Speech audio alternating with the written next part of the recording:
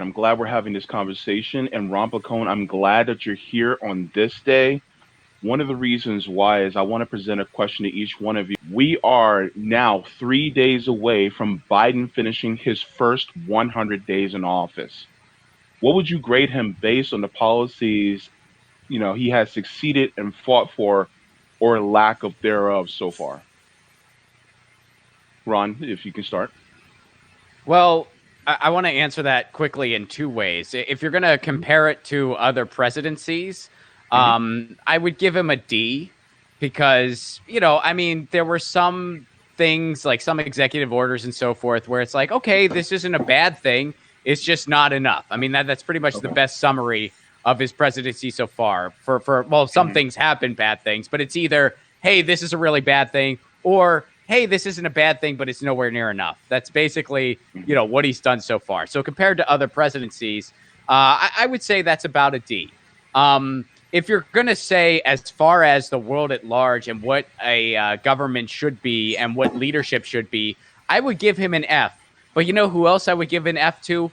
Every other president in my lifetime. And Yes. right now, everyone in the frickin' federal government, because they have failed beyond comprehension. They are nothing more than a corporate Yes. coup. And I think we'd be better off abolishing the whole thing and having a people's legislature.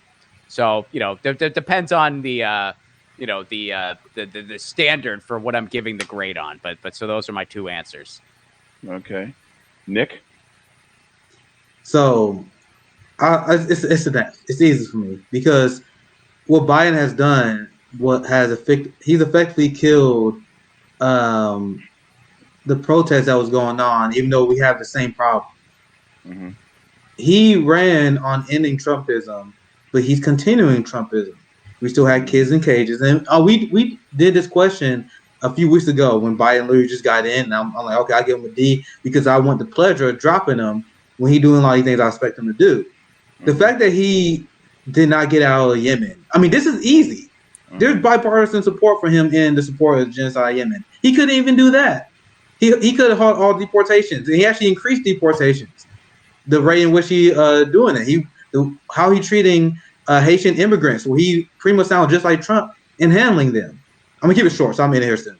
So, but these are reasons why I give him an F because he said he was gonna restore the soul of the nation, and I give him an F because he was successful.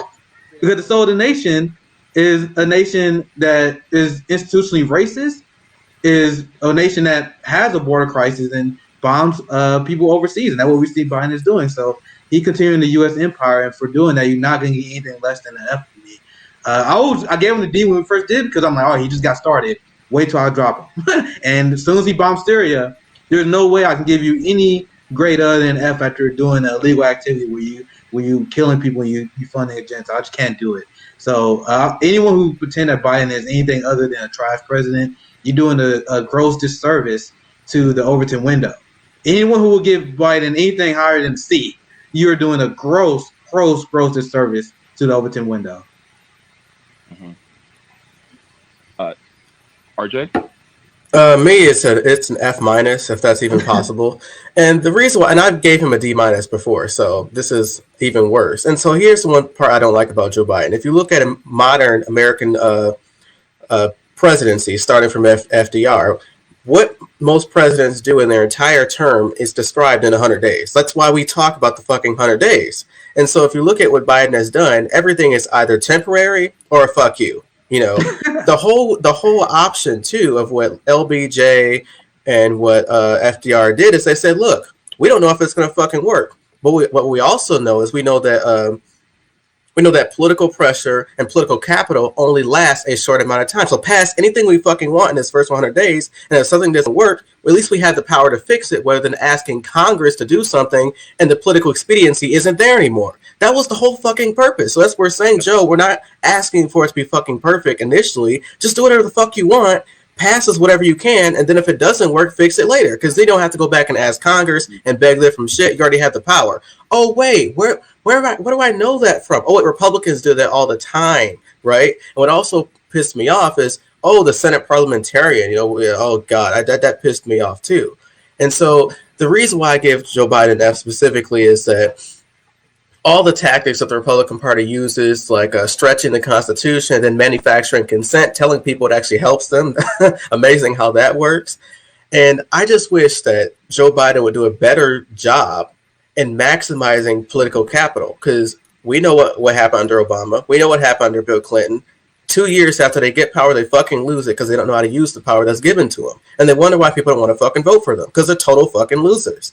And so that's why I didn't fall for Joe Biden's bullshit when he was running for election. This is why I'm not surprised. That's why I gave him a D- initially. And the reason why I give him an F2 is because I'm not surprised. I know he's not going to fucking do shit. And liberals themselves are defending Uncle Joe because he does the same policies as Trump, but less venomous. It's like getting bit by a snake, but no venom. That's basically what Joe Biden is. And so that's why I give him an F.